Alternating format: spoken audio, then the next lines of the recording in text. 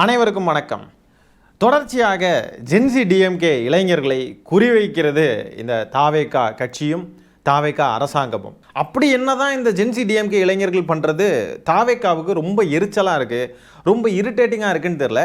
தொடர்ச்சியாக gen Z DMK கூட்டத்தை நடத்தக்கூடிய இல்லை அங்கே பங்கு பெறக்கூடிய அதில் பேசக்கூடிய பேச்சாளர்கள் இந்த மாதிரிப்பட்ட இளைஞர்களை தொடர்ந்து டார்கெட் பண்ணிக்கிட்டே வராங்க. இப்போ என்ன ஆயிடுச்சுன்னு பார்த்தீங்கன்னா, சரண் ஜெயராமன் அப்படின்ற ஒரு சகோதரர், அவர் திமுகவுக்கு ஆதரவாக இன்ஸ்டாகிராம்ல எல்லாம் வீடியோக்கள் பதிவுகள்லாம் போடக்கூடிய ஒரு நபர். அவர் மேலே இப்போது சில தாவேகாவை சேர்ந்த பெண்கள் கமிஷனர் ஆஃபீஸில் புகார் அளிச்சிருக்காங்க.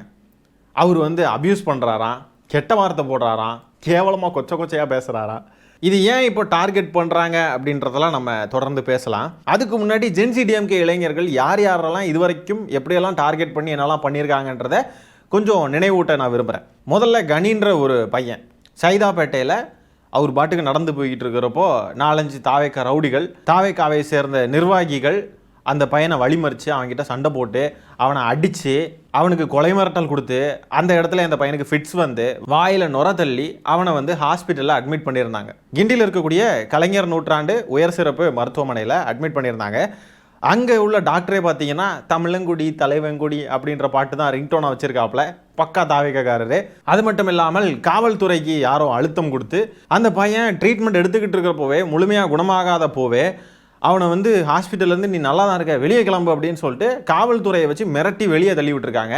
அந்த பையன் ஹாஸ்பிட்டல் வாசலில் இருந்து அது வீடியோலாம் வெளியே வந்து பெரும் பிரச்சனையாகி அப்புறம் எல்லோரும் சேர்ந்து காவல் நிலையத்துக்கு போய் சைதாப்பேட்டையில் இருக்கிற காவல் நிலையத்துக்கு போய் புகார் அளித்து ஒரு நாள் ஃபுல்லாக அங்கேயே கடந்து காவல்துறைக்கு அழுத்தம் கொடுத்தும் கூட எந்த வகையிலையும் எஃப்ஐஆர் பதிவு பண்ணுற மாதிரி தெரியல.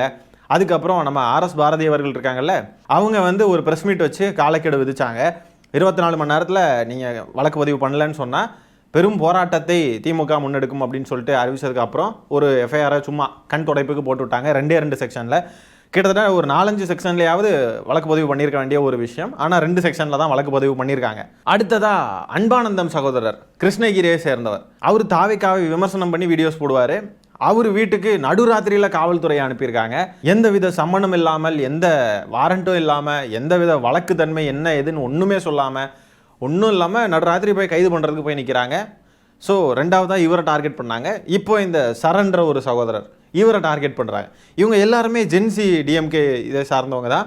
ஜென்சி டிஎம்கே கூட்டங்களை நடத்தினவங்க, அங்கே பேசினவங்க, ஒருங்கிணைச்சவங்க, இந்த மாதிரிப்பட்ட ஆட்கள் தான். சரி, இப்போ இந்த சரண் ஜெயராமன் இவர் மேலே புகார் அளித்த அந்த பெண்கள் தாவேக்காவை சேர்ந்தவர்கள் என்ன புகார் அளிச்சிருக்காங்க, அவங்க என்ன சொல்ல வராங்கன்றதை பாருங்கள்.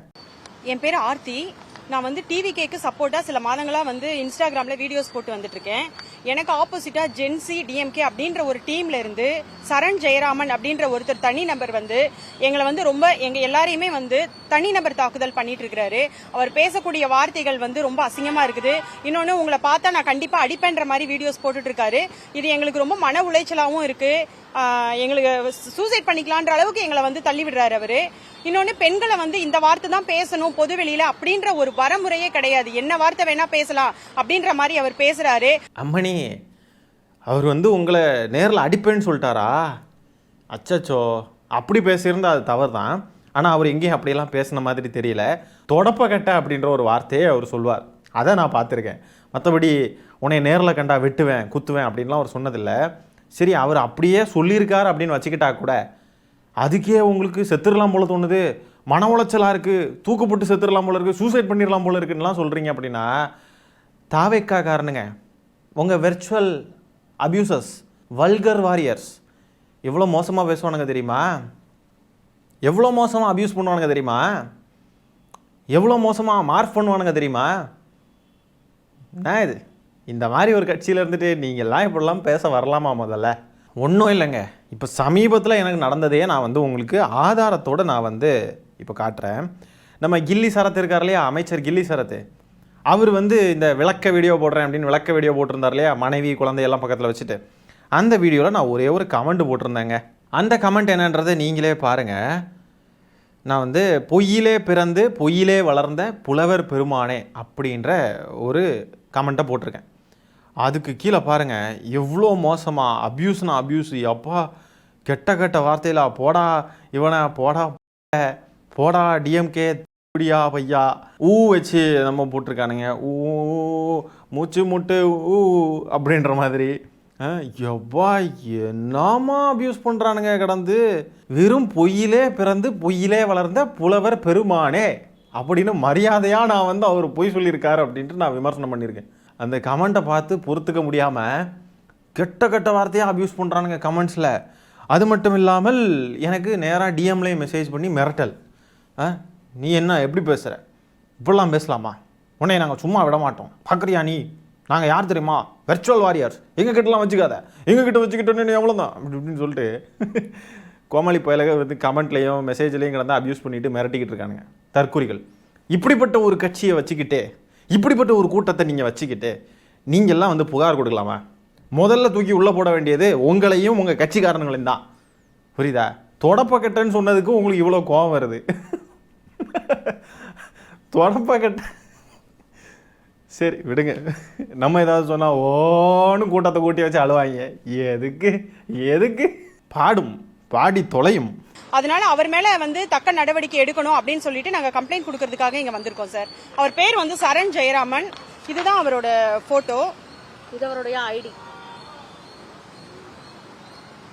இவரோட ஐடியில நீங்க போய் பார்த்து அந்த வீடியோ, ஏதாவது ஒரு வீடியோ எடுத்து அந்த வீடியோவை நீங்க வந்து உங்களோட டிவியில போடும்போது பீப் இல்லாம உங்களால போட முடிஞ்சதுன்னா நாங்க இந்த கம்ப்ளைண்ட்டை வாபஸ் வாங்கிக்கிறோம் சார். ரொம்ப ஈஸிங்க, ரொம்ப ஈஸி.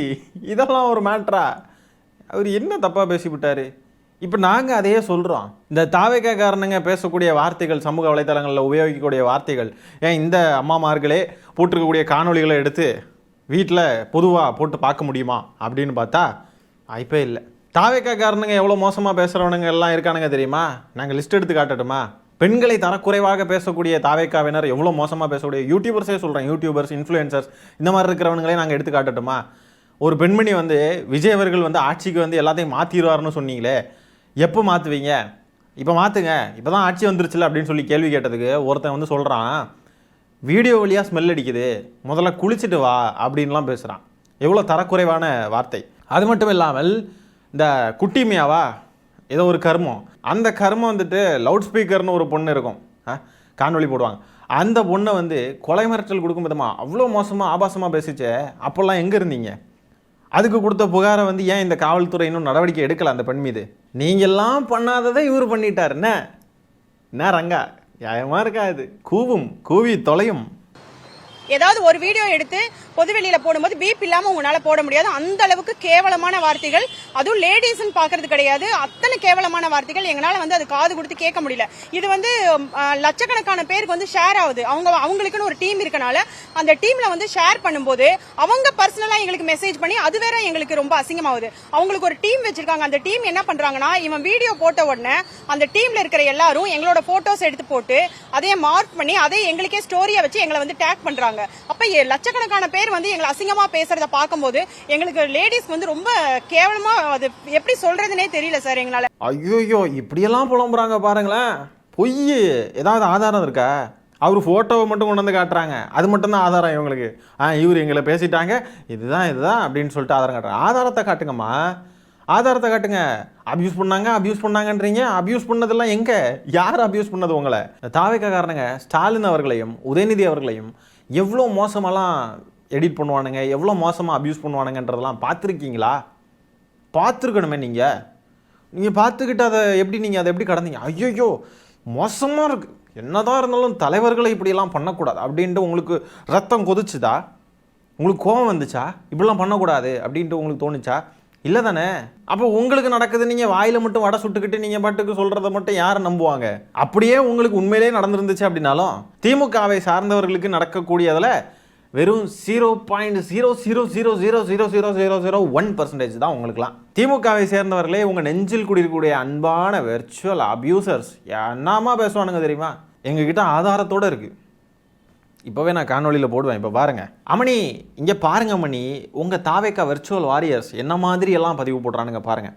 வாழையடி வாழையாய் வப்பாட்டி வகையரா பயலுகடா அப்படின்னு சொல்லிட்டு பதிவு போடுறானுங்க.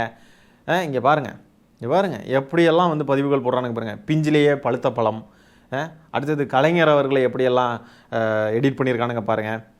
அவர் வாயில் வந்து ஏதோ சரக்கு பாட்டிலில் வச்சு எவ்வளோ மோசமாக பண்ணுறானுங்க பாருங்கள். இங்கே பாருங்கள் மணி, உங்கள் தாவேக்கா கட்சிக்காரனுங்க பண்ணாததா திமுக காரங்க பண்ணிட்டாங்க. அடுத்தது பாருங்கள் அந்த உதயண்ணா தம்பிடானா அப்படின்னு சொன்ன அந்த கனின்ற சகோதரர் அவரை வந்து எப்படி எடிட் பண்ணியிருக்கானுங்க பாருங்கள். அடுத்தது பாருங்கள், கலைஞர் அவர்களையும் ஸ்டாலின் அவர்களையும் எப்படி மோசமாக எடிட் பண்ணியிருக்காங்க பாருங்கள்.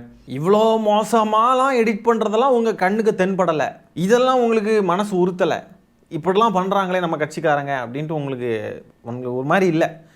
உங்களை வந்து தொடப்பக்கட்டன்னு சொல்லிட்டாரு, அது உங்களுக்கு அவ்வளோ மன உளைச்சலுக்கு ஆளாகி செத்து போயிடலாமான்ற அளவுக்குலாம் தோணிடுச்சு இல்லை? ஜோக் பண்ணாதீங்க சகோதரி. அடுத்தது இன்னொரு அம்மனியும் ஏதோ பேசுகிறாங்க, அவங்க பேசுகிறதையும் பார்ப்போம் வாருங்கள் கைஸ். ஆக்சுவலாக நான் அந்த ஒரு பர்சன் வந்து மிரட்டினா நான் ஆஃப் ஆயிடுவேன் நினச்சி தான் ஸ்டார்ட் பண்ணதே. எனக்கு தெரியாது அப்போ இவங்களுக்கெல்லாம் பேசியிருக்காங்க அப்படின்னு சொல்லிட்டு. ஆனால் அவன் ஒரு விஷயம் நினைக்கிறான், அது பேசி முடிச்சதுக்கு அப்புறமா ஓகே இவங்க ஆஃப் ஆயிட்டாங்க. ஏன்னா நான் வந்து அவனை பிளாக் பண்ணதுக்கான ரீசன் என்ன அப்படின்னா, பொதுவாகவே நெகட்டிவ் கமெண்ட்ஸ் பீப்புள்ஸ் வந்தாங்கன்னா நான் பிளாக் பண்ணிடுவேன். அந்த பிளாக் பண்ணதை வச்சு நீ வீடியோ போட்டு சந்தோஷப்பட்டுக்கிறேன்னா அவன் ஒண்ணுமே இல்லை சார். அவன் வந்து ஃபாலோவர்ஸ்க்காகவும் அவனுடைய இதுக்காகவும் அவனோட என்ஜாய்மெண்ட்டுக்காகவும் இந்த மாதிரி பண்ணிக்கிட்டு இருக்கான் அப்படிங்கறது நல்லாவே தெரியுது. ஆனா அதுக்கான பெண்கள் டிவிகே பெண்கள் கிடையாது. அதனால ஆஃப் ஆகி பெண்கள் உட்காரணும் அப்படின்னு நினைச்சா அது முட்டாள்தனம் தான் நான் சொல்வேன். பெண்கள் அரசியலுக்கு வரக்கூடாதா, பெண்கள் அரசியல் பத்தி பேசக்கூடாதா, அரசியல் நாகரிகம் எங்களுக்கும் தெரியும். நாங்க இன்னமும் நாகரிகமா தான் இதை அணுகணும் அப்படிங்கறதுக்காக தான் ஒருத்தருமே வந்து கம்ப்ளைண்ட் கொடுக்கறதுக்காக இங்கே வந்திருக்கோம். என்ன இது இப்படி வளர்றாங்க? பெண்கள் அரசியலுக்கு வரக்கூடாதான், பெண்கள் அரசியல் பேசக்கூடாதான் அப்படிலாம் யாரும் சொல்லலை. பேசுங்க, நியாயமாக பேசுங்க, நியாயமான விமர்சனங்களை முன்வைங்க. மோசமாக பேசுனீங்க, அவதூறாக பேசுனீங்க, ஆபாசமாக பேசுனீங்கன்னா அதுக்கேற்ற மாதிரி பதிலடிகள் இருக்கும். அதை பொறுத்துக்க முடியாமல் சகிச்சிக்க முடியாமல் நீங்கள் போய் கம்ப்ளைண்ட் கொடுக்குறீங்க. இவங்க கம்ப்ளைண்ட்டுக்கு பின்னாடி இருக்கக்கூடிய சில விஷயங்களையும் நம்ம பேச வேண்டியது இருக்குது. கொஞ்சம் பொறுமையாக இருந்து பாருங்கள், பேசுவோம். இல்லைன்னா நான் அநாகரிகமாக எங்களுக்கும் வீடியோ போட தெரியும் திருப்பி. அந்த மாதிரி பெண்கள் டிவிக்கே கிடையாது, அந்த மாதிரி கட்சி டிவிக்கே கிடையாது. அப்பா ஐயோ என்னங்க இது, அநாகரிகமாக வீடியோ போட எங்களுக்கும் தெரியும், அந்த மாதிரி பெண்கள் நாங்கள் இல்லை, அந்த மாதிரி கட்சியும் டிவிக்கே கிடையாது. ஐயோ உலகத்திலேயே சிறந்த காமெடினா இதுதான். அப்யூஸ் பண்ண தெரியாது எங்கள் கட்சிக்கு அப்படின்னு சொல்கிறீங்க பாருங்க. ஐயோ, அப்யூஸ் பண்ண மட்டும்தான் தெரியும்னு சொல்லுங்கள், வேற எதுவும் உங்களுக்கு தெரியாது.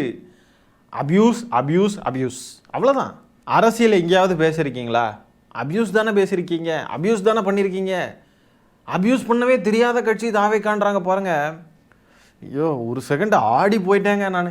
இப்போது இந்த சரண் அப்படின்ற இந்த சகோதரரை எதுக்காக இந்த தாவேக்கா இக்கோசிஸ்டம் டார்கெட் பண்ணுதுன்னு பார்த்தீங்கன்னா, இந்த சரண்ன்ற சகோதரர் கில்லி சரத் இருக்கார் இல்லையா, அவருடைய நெருங்கிய நண்பர். ரொம்ப சிம்பிள். இப்போ இவர் தான் வந்து இந்த வீடியோவை லீக் பண்ணார் அப்படின்னு சொல்லிட்டு முதல்ல இவரை வந்து குற்றம் சாட்டினாங்க தாவேக்காரங்க. ஏன்னா இவர் திமுகவில் இருக்கார், திமுகவில் இருக்கிறதுனால அவரை பழி வாங்கணும், இல்லை அவரை வந்து ஏதாவது போட்டு கொடுக்கணும், அரசியல் ரீதியாக ஏதாவது செய்யணும்னு சொல்லிட்டு இவர் தான் பண்ணிட்டார் அப்படின்னு சொல்லிட்டு ஒரு குற்றச்சாட்டை முன் வச்சாங்க. ஆனால் ஆக்சுவலாக பார்த்தா இந்த சரண் இருக்கார்ல, இவர் வந்து அந்த கில்லி சரத் அவரை வந்து ஃபாலோ பண்ணலை, இன்ஸ்டாகிராமில் ஃபாலோ பண்ணிக்கிட்டு ஒன்றும் இல்லை. அது மாதிரி கில்லி சரத் வந்து க்ளோஸ் ஃப்ரெண்ட்ஸில் போட்டிருக்கிறாரு அந்த ஸ்டோரியை.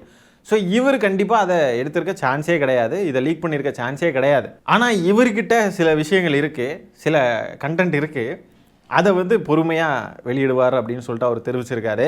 ஸோ இவர்கிட்ட சில விஷயங்கள் இருக்குது பாருங்கள், அது வெளியே வந்துடக்கூடாது அப்படின்றதுக்காக, இவர் வாயை மூடணும் அப்படின்றதுக்காக ரூட் மாஃபியா ஏவி விட்ட ஏவுகணைகள் தான் இவங்கெல்லாம். இப்போ இதுக்கு தான் கம்ப்ளைண்ட்டு, இவர் வாயை எப்படியாவது அடைக்கணும் அப்படின்றதுக்காக தான்.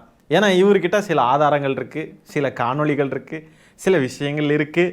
அதுவும் வெளியே வந்துச்சுன்னா ராவணமோ வேண்டா ஒத்தையில் நிற்கிற யமண்டா அப்படின்ற மாதிரி மோசமான விளைவுகள் இருக்கும். அதனால தான் இது வந்து இப்போ டார்கெட் பண்ணுறாங்க இவரை.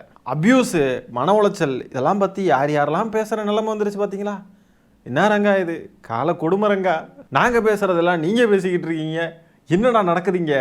ஆபாசத்தின் பிறப்பிடமும் வாழ்விடமுமா இருக்கக்கூடிய இந்த தாவேக்காலாம் வந்து எங்களுக்கு அப்யூஸ் பண்ணுறாங்க, எங்களை ஆபாசமாக பேசுகிறாங்க, எங்களுக்கு மன உளைச்சலாக இருக்குது அப்படின்னு பேசுகிறதெல்லாம் பார்க்குறதுக்கு உலகின் 8வது அதிசயம் மாதிரி ஃபீல் ஆகுது. இந்த தாவேக்காவை சேர்ந்த அம்மணிகள் இப்போ இப்படி புகார் கொடுத்துருக்காங்க. தாவேக்கா எப்படி ஜென்சி டிஎம்கே இளைஞர்களை கண்டு அஞ்சு நடுங்குகிறது, இதையெல்லாம் பற்றி என்ன நினைக்கிறீங்கன்றதை கமெண்ட்ஸில் பதிவு பண்ணுங்க. இந்த காணொலியை நான் இத்துடன் நிறைவு செய்து கொள்கிறேன். நன்றி, வணக்கம்.